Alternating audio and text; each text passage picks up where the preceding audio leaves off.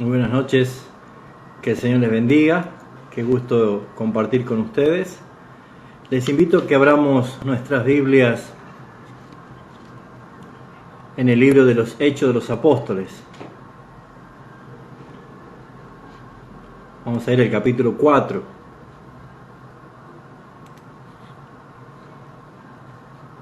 Hechos de los Apóstoles, capítulo 4. Vamos a estar leyendo el versículo 23 hasta el versículo 31.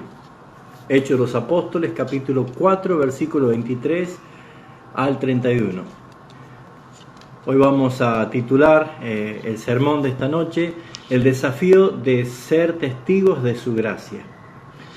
Y dice el versículo 23, y puestos en libertad vinieron a los suyos y contaron todo lo que los principales sacerdotes y ancianos les habían dicho. Y ellos, habiéndolo oído, alzaron unánime la voz a Dios y dijeron: Soberano Señor, tú eres el Dios que hiciste el cielo y la tierra, el mar y todo lo que en ellos hay, que por boca de David tu siervo dijiste: ¿por qué se amontinan las gentes y los pueblos piensan cosas vanas? Se reunieron los reyes de la tierra y los príncipes se juntaron contra el Señor, contra su Cristo. Versículo 27. Porque verdaderamente se unieron en esta ciudad contra tu santo Hijo Jesús, a quien ungiste, Herodes, Poncio Pilato, con los gentiles y todo el pueblo de Israel, para hacer cuanto tu mano y tu consejo habían antes determinado que sucediera. Ahora, Señor, mira sus amenazas y concede a tus siervos que con todo denuedo hablen tu palabra, mientras extiendes tu mano para que se hagan sanidades y señales y prodigios mediante el nombre de tu santo Hijo Jesús. Cuando hubieron orado, el lugar en que estaban congregados tembló y todos fueron llenos del Espíritu Santo y hablaban con denuedo la palabra de Dios. Qué importante es poder entender lo que significa tener y asumir este desafío de ser testigos de la gracia del Señor. La vida me ha dado un desafío, ahora yo voy a desafiar la vida. Así dijo Ed Canaan, un hombre de 46 años de edad, y dicho esto, comenzó a esquiar primero en el agua y luego, sabiendo que es bastante difícil, comenzó a esquiar en la nieve, mucho más difícil aún. Lo que podemos resaltar de esto que Ed Canaan, con todo su empeño y su esfuerzo, logró ganar campeonatos nacionales e internacionales. Pero lo notable de estas hazañas es que él quedó ciego a los 45 años de edad, o sea, un año antes de que él empezara a esquiar. O sea, siendo ciego, él pudo lograr este desafío. Ahora, armado de paciencia y optimismo, Canaan pudo desafiar su ceguera para lograr justamente vencer, y de esa forma, con su condición, pudiera recobrar confianza y poder lograr esos desafíos. Al contrario, afrontó él verdaderamente con todo esfuerzo el superarse, pero la enfermedad que lo había dejado ciego era la diabetes, y que le cobró su vida a los 59 años de edad.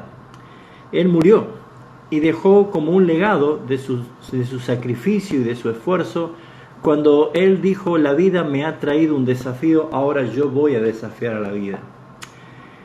De igual manera, nosotros los cristianos, el cristianismo, demanda un desafío grande. Y nada más y nada menos de algo que ninguno de nosotros estamos tal vez capacitados o preparados para hacerlo, de ser testigos de la gracia de nuestro Señor Jesucristo. Esto en verdad nosotros tenemos que entender que es un desafío delegado por nuestro Señor Jesucristo a sus discípulos después de la resurrección, y se conoce en las Escrituras como la Gran Comisión, Cuando allí lo resalta Marcos capítulo 16, versículo 15 al 16, Jesús les dijo: id por todo el mundo y predicad el evangelio a toda criatura, y el que creyere y fuere bautizado será salvo, mas el que no creyere será condenado. Tamaño desafío que recibían los discípulos, una gran responsabilidad. Hasta ese momento ninguno de ellos había recibido semejante comisión y la tarea que tenían que hacer. Sin embargo, antes de iniciar esta tarea, Jesús les había dicho que ellos debían esperar la promesa del Espíritu Santo, y en el mismo libro de Hechos de los Apóstoles, que es la continuación del Evangelio de Lucas, el doctor Lucas escribe investigando todo lo que él pudo recobrar y escribió el Evangelio según San Lucas, y Hechos de los Apóstoles es todo lo que Lucas en su investigación puede resaltar acerca de los hechos apostólicos de la iglesia primitiva. Lucas resalta su evangelio hasta la resurrección de Jesucristo, y en Hechos de los Apóstoles, desde la resurrección, esos 40 días que él estuvo en la tierra, y la ascensión, y desde ese momento la impartición del poder del Espíritu Santo de Dios a sus discípulos para que llevasen a cabo esta tremenda tarea. Y él les había dicho justamente en Hechos de los Apóstoles capítulo 1 versículo 8: pero recibiréis poder cuando haya venido sobre vosotros el Espíritu Santo, y me seréis testigos en Jerusalén, en toda Judea, en Samaria y hasta lo último de la tierra. Ahora, es importante entender que este poder que la iglesia iba a recibir, allí los primeros 120 discípulos que estaban en aquel aposento alto, se resalta la palabra claramente de la operación del Espíritu Santo en ellos, sobre vosotros. Y si nosotros podemos ver el Evangelio de Juan, cuando Juan resalta en la resurrección de Jesús, allí en el capítulo 20, cuando él dijo: paz a vosotros, y habiendo dicho esto, sopló y dijo: recibid el Espíritu Santo en vosotros. Y anteriormente, en el capítulo 14 y 16, haciendo referencia a la necesidad del Espíritu Santo, Jesús le había dicho que el Espíritu Santo iba a estar con vosotros. O sea que encontramos que el Espíritu Santo tiene una actividad de 3 dimensiones en la vida de la iglesia y de los cristianos. Con vosotros, presencia; en vosotros, la tarea de la regeneración y confirmación de los dones; pero sobre vosotros es la obra de dominio y de gobierno, cuando el Espíritu Santo toma control de la iglesia. Y cuando alguien dice que tiene a alguien sobre él, está sintiéndose que está bajo, subordinado a alguien. Bueno, Jesús dice: recibirán poder cuando el Espíritu Santo esté sobre vosotros, o sea, gobierne sobre ustedes. Ahora, es importante ver, mis hermanos, que obviamente que después de la ascensión de Jesús a los cielos, la tarea de testificar acerca de la verdad del Evangelio pasaría directamente a sus discípulos. Ya no era Jesús el que estaba cumpliendo su misión, sino que él ya, una vez que resucitó y ascendió, la tarea ahora le correspondía a la iglesia, le correspondía a los discípulos, a los apóstoles. Por eso es que no era una tarea fácil. Jesús dijo: yo me voy, ustedes siguen, ustedes continúan. Entonces, de hecho, no es una tarea fácil, porque aún la misma palabra que hace referencia a Hechos 1:8, la palabra testigo, esto indica justamente lo que iba a significar para ellos. Esa palabra traducida para el griego es martús, que quiere decir justamente el derivado de la palabra mártires. Significa alguien que da testimonio mediante su propia muerte.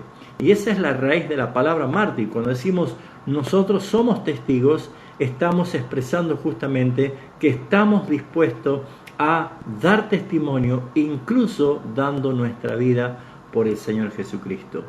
Así que esto nos indica la dificultad que implica ser testigos de nuestro Señor Jesucristo. Esa palabra nos está mostrando de que ser un hijo de Dios no es para los verdaderos cristianos una cosa fácil y sencilla en este mundo. Ya lo podemos nosotros resaltar en la oración intercesora de Jesús en Juan 17, cuando él dijo: Padre, yo a lo que me has dado, yo le he dado tu palabra y el mundo los aborreció. También él dijo en el mismo capítulo: yo no te ruego que lo quites del mundo, sino que lo guardes del mal.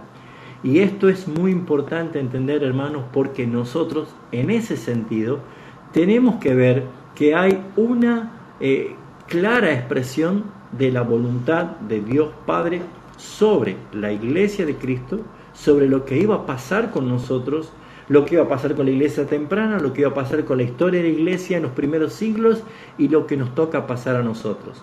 Permanentemente la iglesia está puesta en el ojo de la tormenta y no debemos nosotros menospreciar que las Escrituras nos dicen cómo debemos conducirnos en tiempos difíciles. Ahora, yo voy a resaltar para entender esta cita de Hechos 4, 23 al 31, en su contexto, qué es lo que ha pasado. Bueno, no nos podemos olvidar que cuando el día de Pentecostés, así como resalta el capítulo 2 de Hechos de los Apóstoles, nosotros podemos ver que dice que cuando llegó el día de Pentecostés, estoy leyendo el capítulo 2, 1, estaban todos unánimes juntos y de repente vino del cielo un estruendo como de un viento recio que soplaba, la cual llenó la casa donde estaban todos sentados. Es importante notar esto, que ese estruendo, cuando nosotros escuchamos la palabra estruendo, nos imaginamos como un trueno o como una explosión o como un gran sonido que no pasa para nada desapercibido, sino que es justamente un sonido tan fuerte que nadie queda ajeno a lo que está pasando, como el sonido de la caída de un rayo. Bueno, dice que acá sucedió esto. En ese momento el Espíritu Santo vino como la promesa que Jesús había anunciado y todos fueron llenos del Espíritu Santo y allí ellos comenzaron a hablar en lenguas idiomáticas de todo lo que estaban allí reunidos por una fiesta, el Evangelio de Jesucristo. ¿Qué sucedió? Dice que estaban, versículos 12 del capítulo 2, estaban todos atónitos y perplejos, diciendo unos a otros, ¿qué quiere decir esto? Estaban todos allí. Versículo 14, entonces Pedro, poniéndose de pie, alzó la voz y les habló diciendo, varones, y empieza a dar su primer discurso. Qué glorioso es saber, hermanos, que cuando Dios quiere que la iglesia predique, Él se encarga de convocar.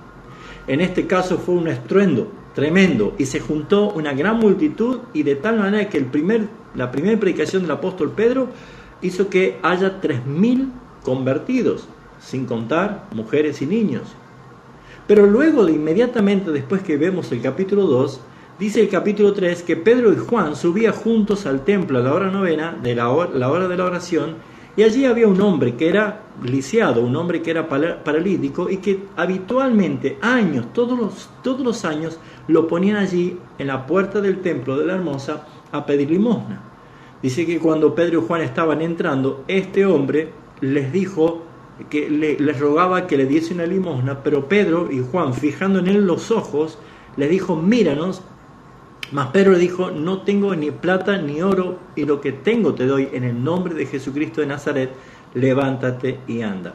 Otra vez, esta vez no fue un estallido, un estruendo que juntó multitudes, esta vez fue la expresión providencial de una sanación de alguien a quien todos le conocían, y lo que logró es que otra vez una multitud de personas se reuniesen allí, y vemos nosotros el versículo 12, el capítulo 3, que viendo esto, Pedro respondió, varones israelitas, y vuelve otra vez a predicar Pedro, y como resultado esta vez se convirtieron 5.000.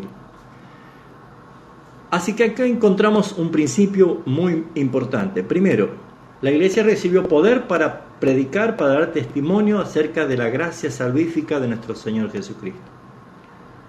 Y nosotros podemos entender que cada vez que hay algo que convoca la atención de las multitudes, es necesario que allí aparezca el poder de la palabra de Dios. No podemos negar que el mundo está aturdido por todas las cosas que están pasando. Primeramente, hace 2 años que venimos transitando una pandemia a nivel mundial, y seguramente es necesario entender que la iglesia es llamada a predicar el Evangelio, y no a caer tal vez en ridículas expresiones y contiendas que no tienen nada que ver con nuestro llamado, como que si esto es una conspiración, si esto es de Bill Gates, si esto es de un laboratorio, si esto es de un murciélago, o si es la vacuna buena o no es buena la vacuna, o cuántas cosas. Hermanos, esas no son nuestras tareas, sino que el estruendo que Dios hace en las naciones es para que la palabra de Dios también sea oída. Por lo pronto, nuestra principal función es, al ver la multitud, predicar el Evangelio de Jesucristo. Algo ha pasado desde la iglesia temprana hasta hoy, que la iglesia hoy está muy desenfocada de su misión y su función y está concentrada tal vez en cosas que no manda la palabra que debemos hacer. Lo mismo vemos que después de esta pandemia ahora se está desarrollando una guerra con una posibilidad de una tercera guerra mundial.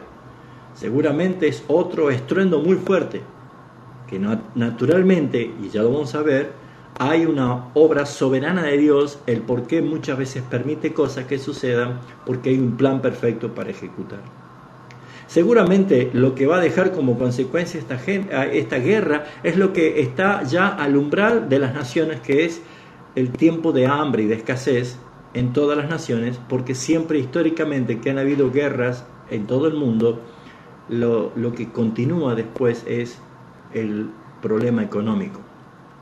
Y esto va a continuar de una forma que ya está anunciada por el Señor Jesucristo, que es necesario que todas estas cosas sucedan. Pero ¿cuál es la misión de la iglesia? Que se predique el Evangelio de Jesucristo, el Evangelio del reino, como testimonio a todas las naciones. Entonces vendrá el fin.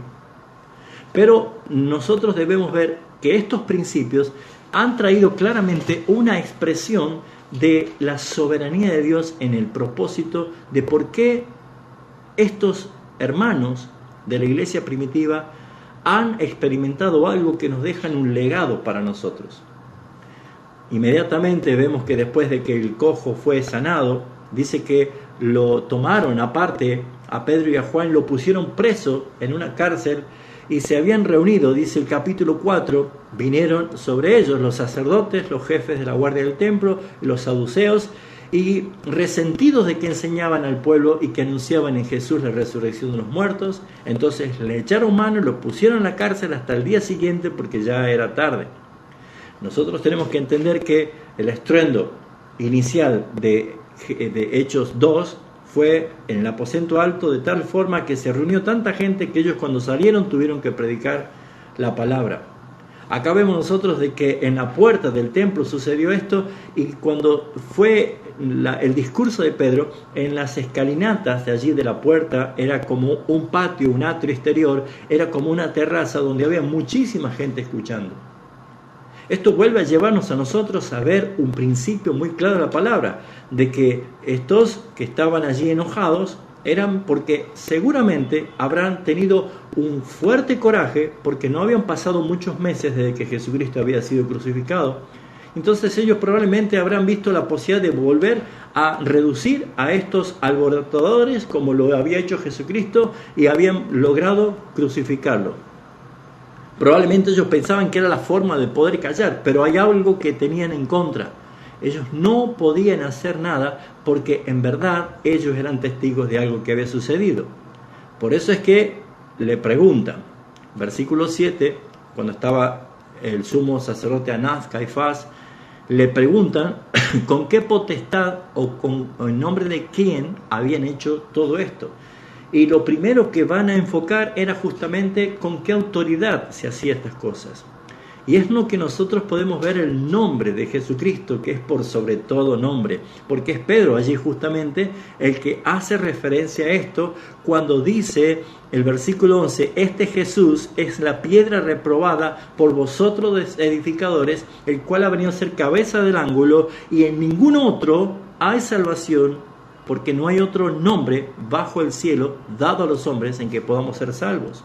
Ahora, el denuedo, dice el versículo 13, que hablaba Pedro y Juan, sabiendo que eran hombres sin letras, del vulgo, eran vulgares, se maravillaban y reconocían que habían estado con Jesús. Hermanos, es importante que toda la ofensiva de Satanás de este mundo pueda quedar perplejo, atónitos, sin palabras, con el testimonio de la iglesia que sabe estar con Cristo. Sabe estar con Cristo a través de su palabra, sabe estar con Cristo a través de la obra del Espíritu Santo en la santificación, sabe estar con Cristo en la unidad, en la oración, en la proclamación del Evangelio. Mis hermanos, si Satanás gana ventaja sobre la iglesia del siglo XXI, es porque la iglesia dista mucho de lo que era el diseño de la iglesia primitiva. Por eso es que este contexto había hecho algo tan grande que no podían ellos hacer nada, porque dice el versículo 14, viendo al hombre que había sido sanado y estaba en pie con ellos, no podían decir nada en contra. Entonces les ordenaron que saliesen del concilio y conferenciaban entre sí y trataban de buscar algo que puedan hacer ellos. Entonces ellos dijeron: ¿qué haremos con estos hombres? Porque si de cierto señal manifiesta ha sido hecha por ellos, notoria a todos los que moran en Jerusalén, y no lo podemos negar. ¿Saben cómo se llama eso? Testimonio en el poder del nombre de Jesucristo que porta la iglesia. La iglesia en el tiempo presente da mucha pena porque ha caído en un gran descrédito. La iglesia en el tiempo presente ha devaluado su palabra porque no tiene la palabra de Cristo en sus púlpitos. La iglesia del tiempo presente está muy entretenida en cosas totalmente distintas a lo que la palabra del Señor nos enseña. Por eso es que vemos nosotros que la iglesia del tiempo presente está transitando tiempos peligrosos, no porque el Señor no quiera estar con la iglesia, no porque el Señor no demuestre su poder para con su iglesia, sino es que su iglesia ha abandonado las sendas originales, la palabra del Señor y el poder del Evangelio. Entonces lo que tenemos que entender nosotros es que lo único que puede hacer Satanás, al no poder tener ningún fundamento para ir en contra de la iglesia, es amenazarle a la iglesia, amenazas. Versículo 17 dice: sin embargo, para que no se divulgue más entre el pueblo, amenacémosle para que no hablen de aquí en adelante a hombre alguno en ese nombre. Es el nombre de Cristo el que molesta. Y llamándoles le intimaron que de ninguna manera hablasen ni enseñasen en el nombre de Jesús. Allí es el carácter de Pedro y Juan, que estaban llenos del Espíritu Santo, es que ellos les dijeron a todos ellos: juzgad si es justo delante de Dios obedecer a vosotros antes que a Dios. Pero no podemos dejar de decir lo que hemos visto y lo que hemos oído. Mis hermanos, los verdaderos cristianos no pueden callar, porque el testimonio lo da el Espíritu Santo, nuestro espíritu, como un fundamento de la verdad de Cristo en nosotros, y que arde en nuestros corazones la necesidad de predicar el Evangelio, de hablar, de anunciar de Jesucristo. Y aunque haya amenaza, aunque haya incluso violencia contra aquellos que proclaman el nombre de Jesucristo, no podemos desistir. Ese es el contexto, que cuando ellos fueron amenazados, los soltaron porque no hallaban ningún modo de castigarle por causa del pueblo, porque todos glorificaban a Dios por lo que había sido hecho, ya que el hombre a quien habían sido sanados con este milagro tenía más de 40 años. Así que allí viene nuestra cita. Claro, mis hermanos, es importante entender algunos principios de estos versículos, del versículo 23 en adelante. La dificultad, primer punto que quiero tocar, es la dificultad de ser testigos de su gracia. ¿Hay golpes? ¿Hay amenazas? Claro que sí. Dice: y puestos en libertad, vinieron a los suyos y contaron lo que los principales sacerdotes y los ancianos le habían dicho. Primer principio, la necesidad de no hacer las cosas solas, porque no hay superhéroes en la iglesia, sino que somos un cuerpo. Todos somos hijos de Dios y todos integramos la iglesia de Cristo. Necesariamente debemos buscar el consenso de toda la iglesia para orar juntos, como lo hizo Daniel cuando fue amenazado ante el rey. Entonces él pidió un momento y buscó a sus 3 amigos y se pusieron a orar para que Dios diera la interpretación de lo que Nabucodonosor exigía. Así que en los versículos anteriores, lo que habíamos leído nos muestran en verdad cómo los discípulos estaban entregados a la tarea de testificar de Jesucristo y cómo les acompañaban milagros y señales y prodigios como una demostración de la presencia de Cristo en ellos, como la iglesia fundadora, la iglesia temprana, como la iglesia que iniciaba el testimonio verdadero de Cristo vivo y resucitado. Puesto que es necesario ver que cuando le preguntan qué es lo que ha pasado, fíjense ustedes, versículo 12 del capítulo 3, viendo esto respondió al pueblo: varones israelitas, ¿por qué os maravilláis de esto? ¿O por qué ponéis vuestros ojos en nosotros como si nosotros o nuestro poder o piedad hubiera hecho esto? El Dios de Abraham, de Isaac y de Jacob, el Dios de nuestros padres, ha glorificado a su Hijo Jesús, a quien vosotros entregasteis y negasteis delante de Pilato cuando éste había resuelto poner en libertad.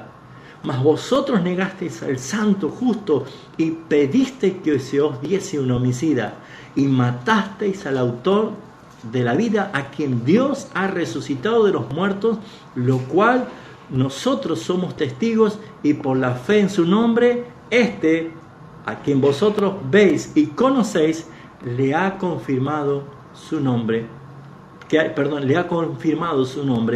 y la fe que es por él ha dado a esta completa sanidad en presencia de todos. ¿Qué está diciendo Pedro? No somos nosotros, es el Cristo resucitado, es el Cristo vivo el que hace todo esto.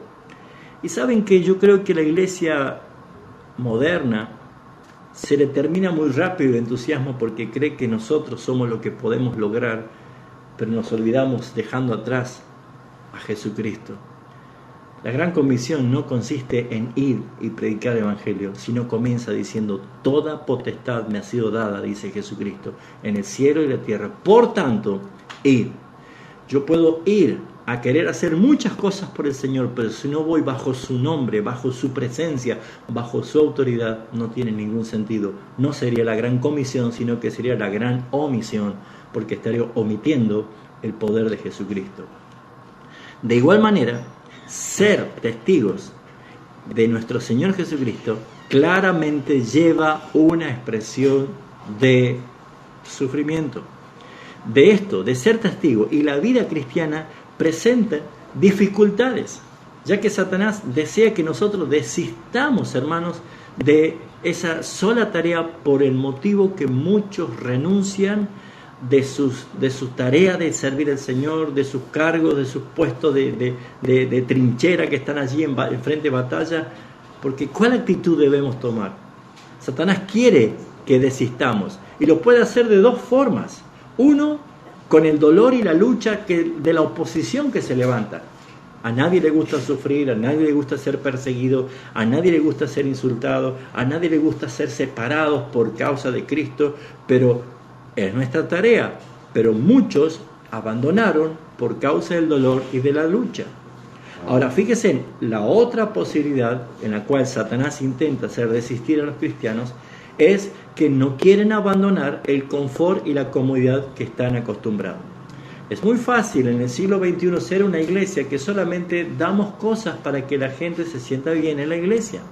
Solamente vamos a buscar el bienestar para mi alma, vamos a buscar qué me puede dar Dios, qué me puede bendecir, con qué me puede librar, cuándo me puede sanar, pero no nos estamos enfocando en nuestra principal tarea, que nosotros somos peregrinos en esta tierra, que nosotros no tenemos en esta tierra nada más que hacer que solamente anunciar a Jesucristo y santificar nuestra vida esperando su regreso.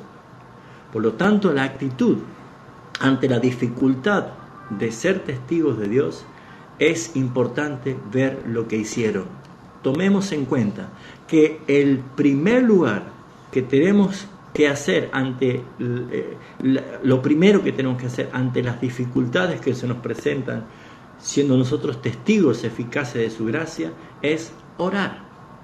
Versículo 23, y cuando fueron puestos en libertad, vinieron los suyos, le contaron lo que le habían dicho los ancianos, les contaron que los habían amenazado, les contaron que estuvieron en la cárcel, lo maltrataron, seguramente le pegaron, pero déjeme decirle que inmediatamente, versículo 24, habiendo oído ellos todos probablemente los 120 más 3.000 que ya se habían juntado, y acababa de predicar Pedro y se habían convertido 5.000, probablemente había unos cuantos más, así que ya era un nutrido número de personas que estaban escuchando. Qué importante es entender esto, de que ellos alzaron unánime la voz a Dios. Y esto es importante. ¿Qué debemos hacer nosotros como iglesia? No cuando ya las cosas se pongan terriblemente peor. Ya. ¿Qué debemos hacer ya? ¿Qué debemos hacer ahora? ¿Qué debes hacer tú ahora? Comenzar a orar. En lugar de renunciar a su tarea de testificar o entregarse a la desesperación, debemos acudir a Dios.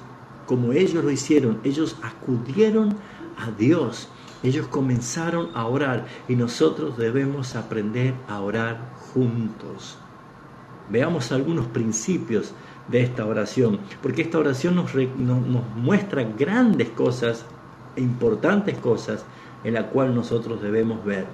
Primeramente, es que la oración vence la oposición. Primero, ore en comunión con sus hermanos, unánimes. Todos estaban de acuerdo. ¿Saben, hermanos? Las cosas que debemos empezar a aprender a vivir como iglesia es que debemos enfocarnos en realidades y en prioridades que la palabra de Dios nos está pidiendo y nos está demandando. Orar juntos. Orar juntos. Es lo que la iglesia primitiva hacía. Segundo, la oración reconoce principalmente la soberanía de Dios. Esta persecución inicial, este tiempo de prueba, lo que le ayudó a los discípulos y a los apóstoles de aquel momento era a reconocer que había un Dios soberano, que todo lo que estaba pasando había un propósito del Dios que todo lo sabe, que todo lo puede, un Dios que había decretado todas las cosas y que así iban a suceder. Porque, mis hermanos, ya Pedro había anunciado esto de lo que iba a suceder cuando Jesús había profetizado o había anunciado de la llegada del Espíritu Santo y que iba a venir tiempo de persecución y que ellos tenían que estar consolidados. Ahora, ellos comienzan diciendo soberano Señor. Y nosotros como Iglesia Reformada siempre resaltamos la soberanía de Dios como un principal atributo, como uno de los más destacados. Tenemos un Dios soberano, un Dios que no hace las cosas improvisadas, un Dios que no está tropezando entre el plan A y el plan B para ver cómo lleva adelante su propósito. Todas las cosas, todo lo que pasó en la historia de la humanidad, todo lo que aconteció incluso con la obra de Jesucristo acá en la tierra, la misión, y lo que nos pasa a nosotros y todo lo que va a suceder, tenemos un Dios perfectamente soberano que está en perfecto control de todas las cosas. Por eso, mis hermanos, es importante ver que ellos lo primero que hicieron es resaltar: vamos a estar tranquilos porque lo que está pasando, hay un Dios que tiene control de todo. ¿Podríamos nosotros escalar unos cuantos peldaños de nuestra aflicción, de nuestra agonía, de nuestro dolor, de nuestra angustia, si subimos unos cuantos peldaños más y llegamos a la posición de la paz que nos da el saber que hay un Dios soberano, que todo está bajo perfecto control? Es para que tu alma reciba de parte del Señor el decirte: paz, está todo bien, todo está saliendo de acuerdo a lo planeado. Si nosotros logramos entender que las cosas que el mundo ve como calamidad, nosotros pudiéramos verlas como cumplimiento de las cosas que nuestro Señor profetizó, las cosas que incluso desde antes se habían dicho acerca de lo que iba a suceder, nosotros podemos tener paz manifiesta en medio de las tribulaciones. Ahora, es importante resaltar que la oración está fundamentada en la palabra de Dios. Fíjense ustedes: soberano Señor, tú eres el que hiciste, el creador del cielo y de la tierra, del mar y todo lo que ellos hay. No solo habla de la soberanía, habla de la autoridad. Él es el creador, Él es el legislador, Él es el hacedor de todas las cosas. Por lo tanto, la palabra se registra claramente haciendo referencia que Él es el Señor de todo, como lo dice Éxodo capítulo 20, versículo 11, o el Salmo 146, versículo 6. Él es el creador. Pero también ellos en su oración oran la palabra, como hizo nuestro hermano Daniel recién. Orar la palabra es muy importante, porque a veces nosotros no sabemos qué vamos a orar o qué vamos a pedir, y necesariamente nosotros tenemos que entender que orar su palabra es la forma más eficaz de hacer una oración. Y ellos estaban orando, y ellos dicen que por boca de David tu siervo dijiste: ¿por qué se amontinan la gente y los pueblos piensan cosas vanas?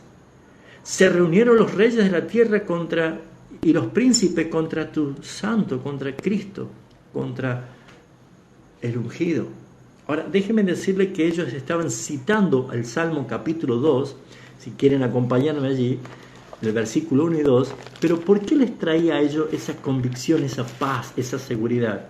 Porque el Salmo, ellos estaban diciendo, claro, lo que está pasando es lo que el rey David había dicho en su palabra, en el Salmo capítulo 2, que nosotros podemos ponerlo en los números, y ellos estaban convencidos de que todo esto que estaba pasando, hay un Dios que tiene control soberano. Fíjense, Salmo capítulo 2 dice: ¿por qué se amontinan las gentes y los pueblos piensan cosas vanas? Se levantarán los reyes de la tierra y los príncipes unidos contra Jehová y contra su ungido, diciendo: rompamos sus ligaduras y echemos de nosotros su cuerda. No quieren las naciones, no quieren los reyes estar bajo el yugo de Cristo. Nos saquemos ese yugo, nos saquemos ese peso, no lo queremos. Es un intento unidos de todas las naciones. Nos desliguemos de Cristo, nos desliguemos de la iglesia que tiene el mensaje del Evangelio. Hagamos todo para destruirlo. Ese es el intento de Satanás. Pero ¿qué dice el versículo 4? El que mora en los cielos se reirá. Dios se ríe, ¿no? La Biblia dice que Él se reirá, porque el Señor se burlará de ellos. Hermanos, ¿qué quieren hacer estos reyes? Por más que se unan, por más que se junten, impedir que yo ejerza mi poder, mi autoridad y el nombre, que es por sobre todo nombre. ¿Creen que van a hacer desistir el poder que le he dado a mi iglesia? Hermanos, el Señor se reirá de ellos. Y luego dice el versículo 5: hablará a ellos en su furor y los turbará con su ira, porque yo he puesto mi rey sobre Sión, su santo nombre. ¿Entienden ustedes por qué ellos estaban citando en su oración al rey David? Porque ellos estaban comprendiendo la palabra. ¿Saben por qué hay tantos cristianos hoy en día que están desahuciados y empiezan a dudar? ¿Será cierto lo que creemos? ¿No será una mentira lo que estamos viendo? Porque no creen en la palabra que leen, o porque no leen la palabra y por eso no creen. Entonces, mis hermanos, si leyeran la palabra, si escudriñaran las escrituras, sabrían que no hay secreto de Dios para sus hijos, porque las cosas que son reveladas son para sus hijos. Y mis hermanos, nosotros somos llamados a estar tranquilos, porque no importa la persecución, no importa la tribulación, no importa lo que pueda venir, nuestro Señor Jesucristo está con nosotros, y nosotros podemos saber que la iglesia va a prevalecer triunfante en gloria con nuestro Señor Jesucristo. El versículo 27, citando justamente a la soberanía de Dios, habla del decreto. Porque verdaderamente se unieron en esta ciudad contra tu santo Hijo Jesús, a quien ungiste, Herodes, Poncio Pilato, con los gentiles y el pueblo de Israel, para hacer cuanto tu mano y tu consejo habían antes determinado que sucediera. ¿Ven, hermanos queridos? ¿Ven que no hay nada que Satanás pueda improvisar? Todo lo que está aconteciendo, todo lo que nos pasa a nosotros, todo lo que va a acontecer, todo está decretado desde antes de la fundación del mundo. Hermanos, no es la cruz un accidente, no es la cruz un hecho fortuito, no es la cruz algo que se le escapó a Dios, no es la cruz un invento de los romanos o el uso de los judíos para matar a Jesús. La cruz es un plan de redención pensado, planificado y decretado desde antes de la fundación del mundo. Como dice la palabra, el Cordero fue inmolado antes de la fundación del mundo. Y eso debemos estar seguros de que antes de que Dios diga sea la luz, Dios dijo sea la cruz. Porque la cruz es justamente lo que sella el pacto de redención que nosotros fuimos favorecidos. Todo lo que sucede había sido antes determinado. Ahora viene el pedido. Ellos oran en el conocimiento de la palabra en relación directa a su fe. Su oración es diferente a las oraciones que actualmente los cristianos modernos pueden hacer. Ellos no se quejaron, ellos no habían reclamado, ¿por qué, Señor, si nosotros estamos haciendo las cosas bien, por qué nos sucede esto? Ellos no estaban, acuérdense que viene de un contexto de la sanidad de un paralítico, y seguramente entre la multitud de creyentes, no solo 120, no solo 3.000, ahora ya se habían convertido, ya habían 8.120, seguramente había gente enferma, seguramente había quienes necesitaban, pero unánimes ninguno estuvo pidiendo, así Señor como sanaste al paralítico de la puerta, sáname a mí, libera mi vida, trae calmar mi dolor. Ninguno de ellos puso en prioridad su necesidad, sino que se unificaron en la principal prioridad, que ellos querían tener valor, que ellos querían tener poder, que ellos querían sentir privilegio de predicar con más fuerza el Evangelio de Jesucristo. Hoy tal vez muchos han orado tal vez en situaciones difíciles. Creo que todos lo hacemos pensando en nuestro bienestar. Tal vez algunos pueden orar así: Dios mío, ¿por qué permitiste que esto nos pasara? Líbrame de esta tribulación. Yo quiero servirte. Yo sirvo en tu obra. Me ha estado pasando esto, ¿por qué voy a hacer esto? Mejor voy a renunciar, mejor no me voy a exponer. Miren cómo me han amenazado injustamente, dame una vía de escape. Señor, destrúyelos a ellos sin piedad. ¿Cuántas oraciones se pueden hacer tal vez de esa forma? Pero sin embargo, no fue así como ellos oraron. Tal vez nosotros estamos acostumbrados a hacer una oración centrada en el yo, pero los discípulos estaban ellos orando centrados en Cristo. Lo importante es que su nombre sea predicado, porque ellos le amenazaron para que de ninguna manera hablasen ni enseñasen en el nombre de Jesús. Ellos dijeron: ahora, Señor, mira sus amenazas y concede a tus siervos que con todo denuedo hablen tu palabra, mientras extiendes tu mano para que se hagan sanidades y señales y prodigios mediante el nombre de tu santo Hijo Jesús. Qué bonito, qué presencia, qué enseñanza que tenemos aquí. La necesidad y la importancia de ver el poder de la oración. Ahora, ¿hubo respuesta? Claro que hubo respuesta. Versículo 31 dice: y cuando hubieron orado, el lugar en que estaban congregados tembló, y todos fueron llenos del Espíritu Santo y hablaban con denuedo la palabra de Dios. Dios responde. Cuando terminó de orar, dice que Dios respondió su oración. Y nosotros debemos estar claramente seguros en esto, porque Pablo lo afirma en su carta a Filipenses 4, 6 y 7, cuando dice: por nada estéis afanosos, si no sean conocidas vuestras peticiones delante de Dios con toda oración y ruego y acción de gracia, y la paz de Dios, que sobrepasa todo entendimiento, guardará vuestros corazones y vuestros pensamientos en Cristo Jesús. Ahora, necesitamos nosotros entender que el poder de la oración va de la mano con el poder de la predicación. Dios nos ha llamado a ser testigos, y por eso el Espíritu Santo nos inviste de su poder. Y la llenura del Espíritu Santo es clave para el éxito de nuestra tarea, puesto que no es nuestro poder, sino es el poder del Espíritu Santo obrando en nosotros. Zacarías capítulo 4, versículo 6 dice: entonces respondió y me habló diciendo: esta es palabra de Jehová a Zorobabel, y me dijo: no con ejércitos ni con fuerzas, sino con mi Santo Espíritu, ha dicho Jehová de los ejércitos.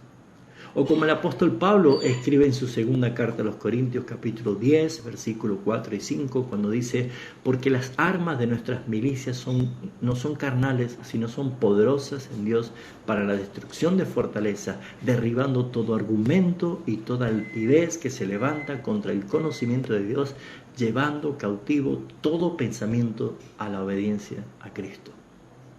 Mis hermanos, el hablar con denuedo de la palabra de Dios es una evidencia de la llenura del Espíritu Santo, de la respuesta de nuestras oraciones unánime como iglesia y del poder que Dios se manifiesta a través del Evangelio, y que Satanás sabe y tiembla, y que la iglesia de Cristo no va a retroceder, porque ya han pasado 2000 años que toda la furia de Satanás fue desencadenada contra la iglesia, y mientras más mártires, testigos había, más la palabra de Dios crecía. Por eso, mis hermanos, nos toca a nosotros ser la iglesia del tiempo final. Nos toca a nosotros ser los verdaderos santos de los últimos días. Somos nosotros. Y somos nosotros los que debemos llevar el Evangelio de Jesucristo lleno del Espíritu Santo, para que nos desenfoquemos de nuestras necesidades y empecemos a ver el galardón y el gozo puesto delante de nosotros cuando veamos a Cristo glorificado, que viene a coronar a su pueblo. Por tanto, Dios no ha llamado a ser testigos eficaces por lo que somos nosotros, sino quiere que seamos obedientes. Es un verdadero desafío en el cual nosotros encontramos en un mundo hostil que no quiere saber nada de Cristo, pero ellos están en oscuridad, ellos están en tinieblas, pero nosotros somos la luz, por la palabra de Dios que alumbra el entendimiento de todos los que están en oscuridad. Queridos hermanos, creo que es importante volver a las Escrituras y volver al acto de la pasión que movía a la iglesia primitiva en las palabras del Señor. Y que eso no es otra cosa más que glorificar al Señor a través de nuestras pruebas, a través de nuestras tribulaciones, a través de nuestros momentos difíciles, pero nunca perder de vista que Dios es soberano, que Dios está en control de todo, y que sobre todas las cosas nuestro final es dichoso, porque veremos la gloria de Cristo. Somos llamados a estar con Él y vamos a vivir para siempre con nuestro Salvador Jesucristo, recreándonos de la paz, recreándonos de su justicia, recreándonos de toda la herencia que Él nos ha hecho partícipe juntamente con Él. Por eso, mis hermanos, ¿hay tribulaciones? Sí. ¿Hay momentos difíciles? Sí. ¿Hay momentos de angustia? Claro que sí. Sentimos el dolor de nuestro cuerpo, tal vez nuestras enfermedades, nuestra edad que se viene encima, la situación en el mundo, la economía, las enfermedades, las guerras. Todo esto no es nuevo para la iglesia. Todo esto está dicho, establecido y aún decretado por nuestro Señor desde antes de la fundación del mundo. Lo que nosotros tenemos que hacer es enfocarnos que ante cada amenaza que pueda haber para con nosotros, ya saben lo que tenemos que hacer. Simplemente orar unánimes al Señor y decirle que con más fuerza, con más denuedo, con más pasión, con más valentía, prediquemos su palabra, porque allí el Señor realmente responde y nosotros vamos a ver su gloria. Que el Señor les bendiga, hermanos. Que el Señor bendiga sus vidas, y que en tiempos difíciles, que venimos diciendo que están viniendo y que van a venir más tiempos difíciles, no fluctúe, no flaquee, no se debilite, sino que aférrese más a la palabra del Señor.